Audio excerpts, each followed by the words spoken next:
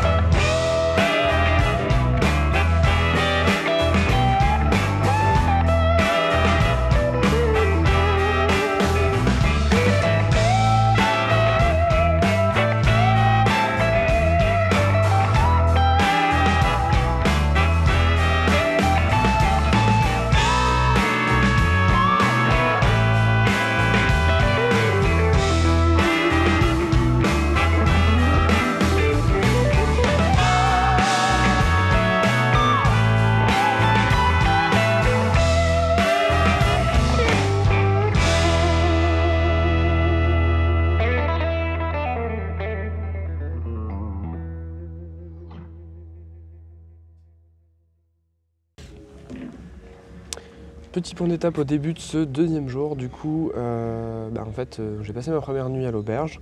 Bon, c'est pas une auberge fantastique en termes de service, hein, il y a vraiment le strict minimum. Et puis c'est vrai qu'il y a eu quand même pas mal de passages cette nuit, ça m'a pas mal réveillé, donc moyennement dormi, mais bon, je me suis quand même reposé un minimum. Et j'ai rencontré un Indien qui faisait un peu un tour d'Europe, donc on a discuté pas mal tous les deux. Donc c'est chouette de faire des rencontres comme ça. Hier, je me suis beaucoup baladé, j'ai fait pas mal de choses dans la ville un petit peu rapidement, j'ai pas été voir tout vraiment en profondeur. Et là, l'idée de cette journée, ça va être de voir si je peux essayer de faire visiter quelques endroits, aller à l'intérieur de certaines églises, voilà, donc faire un petit peu ce que j'ai pas pu voir hier. Je vais également essayer d'aller dans le sud, vraiment au sud de l'Arno comme j'avais fait hier, essayer de voir un petit peu plus à l'ouest s'il n'y avait pas des quartiers un peu plus chouettes et un peu moins touristiques, parce que c'est vrai que le centre de Florence est très touristique, c'est quand même noir de monde selon certaines périodes de la journée, et du coup ça peut être pas mal d'aller voir d'autres endroits. Sinon au niveau film, j'en ai cramé quasiment 3 bobines, alors j'avais calculé à peu près que je pouvais cramer 2 bobines de Portra 400, donc à peu près 32 images dans une journée. Clairement je vais pas pouvoir respecter ça, mais je sais qu'il y a certaines villes comme Bologne dans 2 jours, enfin demain, en gros je vais shooter fatalement un peu moins. Ça va se rééquilibrer comme ça parce que je pense que Venise je vais avoir beaucoup à shooter. J'ai principalement utilisé le 80 mm, j'ai pas fait de 45, j'ai pas eu la foi de m'arrêter, de le sortir et de le mettre. Je vais voir, pareil le deuxième dos, je me pose vraiment la question de son utilité parce qu'en fait je pense pas que je vais vraiment faire de photos à l'intérieur des monuments. Je pense que j'aurai clairement pas la lumière et même la possibilité, le temps de poser mon boîtier, de faire des photos bien propres, etc. Donc je pense qu'en fait c'est une fausse bonne idée. Je pense que le dos me servirait uniquement en prestation, mais pas vraiment en photographie de voyage. Sinon, voilà, j'avance bien. Les photos que je prends, en général, j'essaie vraiment de les faire le plus qualitatif possible, c'est-à-dire que j'essaie vraiment de m'appliquer. Et s'il y a une photo que je sens pas à 100%, je la fais pas. Donc voilà, ça aide mes choix et ça aide à économiser en fait du film et à pas trop en faire. Et puis derrière, faut se dire que j'aurai beaucoup moins d'images à traiter et ça, c'est quand même plutôt cool. Et sur ce, moi je vous laisse et je vais faire ma deuxième journée.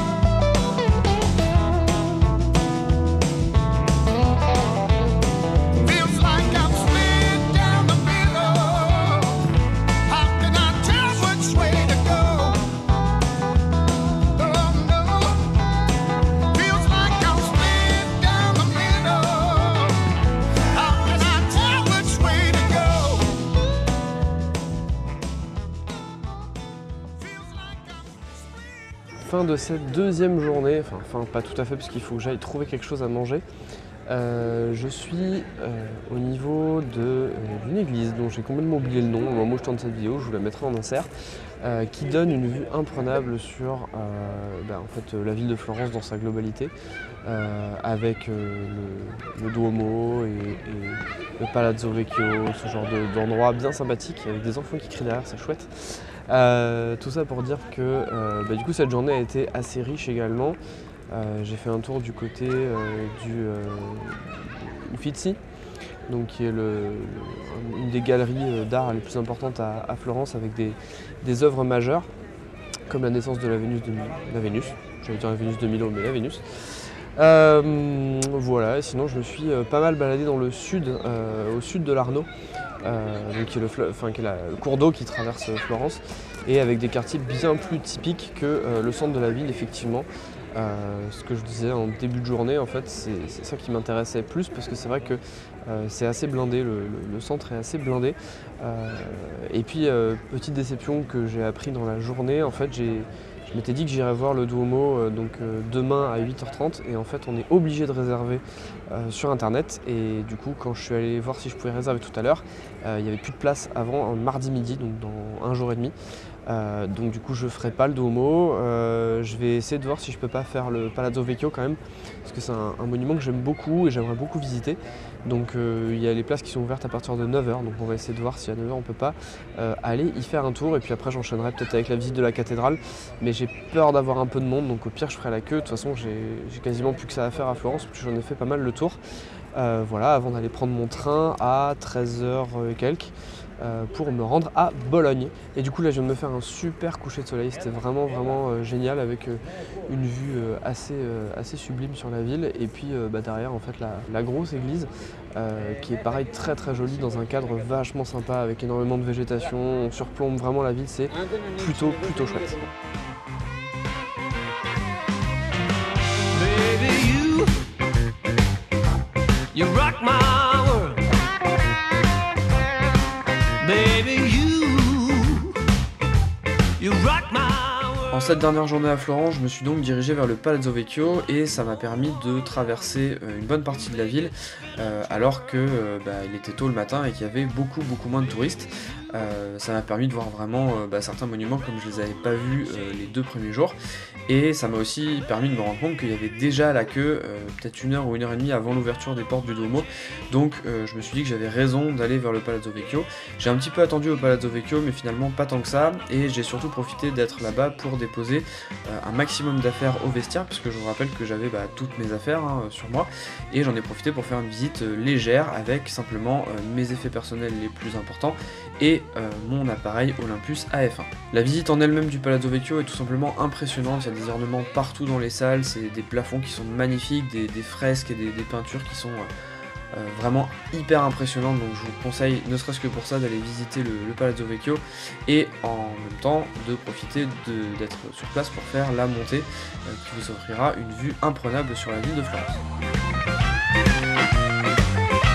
I might even teach you how to hit ya.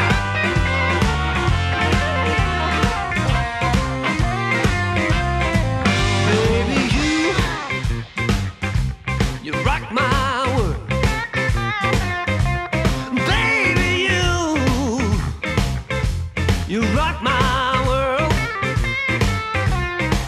Yeah,